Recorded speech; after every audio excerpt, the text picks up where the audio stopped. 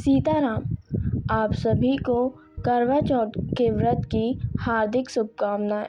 आज करवा चौथ का पावन व्रत देश भर में श्रद्धा और आस्था के साथ मनाया जा रहा है। सुहागिन महिलाएं अपने पति की लंबी उम्र और सुख समृद्धि के लिए निर्जला उपवास रखती हैं। इस व्रत का महत्व और भी बढ़ गया है क्योंकि सिद्धि योग और शिववास योग जैसे शुभ संयोग बन रहे हैं, जो व्रत के फल को कई गुना बढ़ाने वाले माने जाते हैं। करवा चौथ के व्रत का संकल्प करें। व्रत रखने से पहले सुबह स्नान आदि कर शुद्ध होकर पूजा स्थान पर बैठी शिव पार्वती जी के सामने हाथ में फूल और अक्षत लेकर मन में यह निश्चय करें कि आप दिन भर व्रत रखकर नियम पूर्वक पूजा करेंगी और चंद्रमा को अर्घ्य देकर व्रत खोलेंगी। संकल्प के बाद फूल और अक्षत भगवान को अर्पित कर दें। इसके साथ ही व्रत का पालन पूरी श्रद्धा और नियमों के साथ करें। आज का राहु काल प्रातः 10:40 से दोपहर 12:07 तक रहेगा। अभिजीत मुहूर्त प्रातः 11:44 से दोपहर 12:30 तक रहेगा। करवा चौथ के लिए शुभ योग कृतिका नक्षत्र साय 5:31 तक, सिद्ध योग स्वयं 5:41 तक। इसके बाद व्यतीत योग प्रारंभ होगा। चंद्रमा वृषभ राशि में रहेगा। आज देश भर की सुहागिन महिलाएं अपनी पति की लंबी उम्र, अच्छे स्वास्थ्य और सुखी दाम्पत्य जीवन की कामना के लिए करवा चौथ का व्रत रख रही हैं।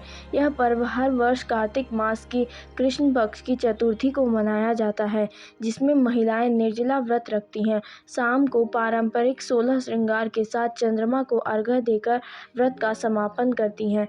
इस वर्ष करवा चौथ और भी खास बन गया है क्योंकि इस दिन सिद्धि योग और शिववास योग जैसे शुभ संयोग बन रहे हैं, जिन्हें व्रत के फल का कई गुना बढ़ाने वाला माना जाता है। ऐसे में पूजन की सही तरीका, शुभ मुहूर्त, चंद्रोदय का समय, व्रत कथा और पूजन सामग्री की जानकारी व्रत रखने वाली महिलाओं के लिए विशेष रूप से महत्वपूर्ण हो जाती हैं। करवा चौथ पर भगवान गणेश और वीरावती वाली 2 कहानियाँ पढ़ी जाती हैं।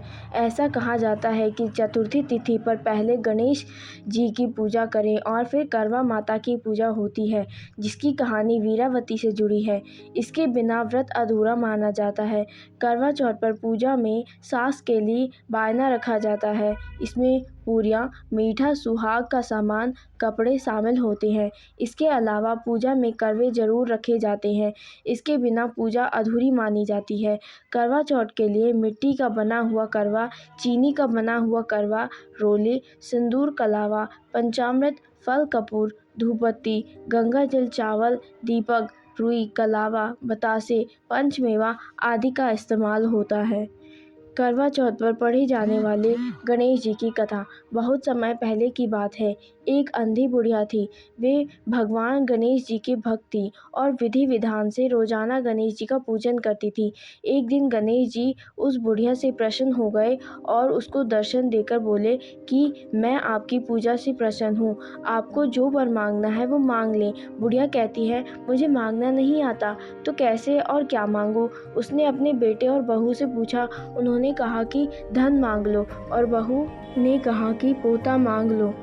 तब बुढ़िया ने सोचा कि ये तो मतलबी हैं, अपने मन की बातें बोल रहे हैं। फिर बुढ़िया ने पड़ोसियों से पूछा तो पड़ोसियों ने कहा कि बुढ़िया, तेरी थोड़ी सी जिंदगी बची है, तो तू अपनी आंखें मांग ले, जिससे तेरी बाकी की जिंदगी सुख से बीते। उस बुढ़िया ने बेटे और बहू और पड़ोसियों की बातें सुनकर घर में जाकर सोचा कि क्यों ना ऐसी चीज़ मांग लो जिससे बेटा और बहू और मेरा सबका ही भला हो। जब उसने दूसरे दिन श्री गणेश जी आए और बोले कि आपको क्या मांगना है, कृपया बताइए, हमारा वचन है जो आप मांगेंगी सो वो हो जाएगा। गणेश जी के वचन सुनकर बुढ़िया बोली, हे गणराजा, यदि आप मुझ पर प्रसन्न हैं तो मुझे 9 करोड़ की माया दें, निरोगी काया दें, अमर सुहाग दें, आंखों में प्रकाश दें, नाती पोते दें, समस्त परिवार को सुख दें, फिर अंत में मोक्ष दें। बुढ़िया की बातें सुनकर गणेश जी बोले, बुढ़िया, माँ तूने तो मुझे ठग लिया। तथास्तु कहकर गणेश जी अंतर्ध्यान हो गए।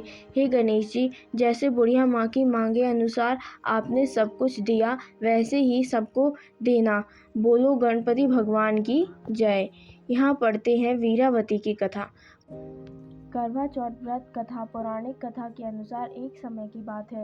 एक साहूकार की वीरावती नाम की बेटी थी। उसके 7 भाई थे। जब उसने पहली बार करवा चौथ का व्रत रखा तो दिन भर भूखी प्यासी रहने से वह बहुत कमजोर हो गई। भाइयों से बहन की हालत ऐसी देखी ना गई और वो उसे बहुत प्यार करते थे। अपनी बहन को व्रत खुलवाने के लिए भाइयों ने युक्ति सोची। उन्होंने पहाड़ी पर दीपक जलाकर चंदा जैसा दृश्य बना दिया। वीरावती ने उसे सचमुच में चांद निकल गया और भाभियों से बोले, व्रत खोल लो। चांद निकल गया। भाभियों ने कहा कि तुम खोलो, हम तो चांद निकलने पर खोलेंगे। लेकिन वीरावती भाइयों की बात में आ गई। अर्घ्य देने के बाद वीरावती भोजन करने के लिए बैठी तो पहले कौर में बाल निकला, दूसरे कौर में छींक आई, तीसरे कौर में ससुराल से बुलावा आया और वीरावती ससुराल पहुंची तो उसके पति का मृत्यु हो चुकी थी, जिसकी वजह से वीरावती बिलख बिलख कर रोने लगी। यह देखकर वह बहुत दुखी हुई और सच्चे मन से माँ पार्वती की पूजा करने लगी। उसी समय इंद्राणी ने वीरावती से कार्तिक माह की कृष्ण पक्ष की चतुर्थी तिथि का व्रत करने के लिए कहा।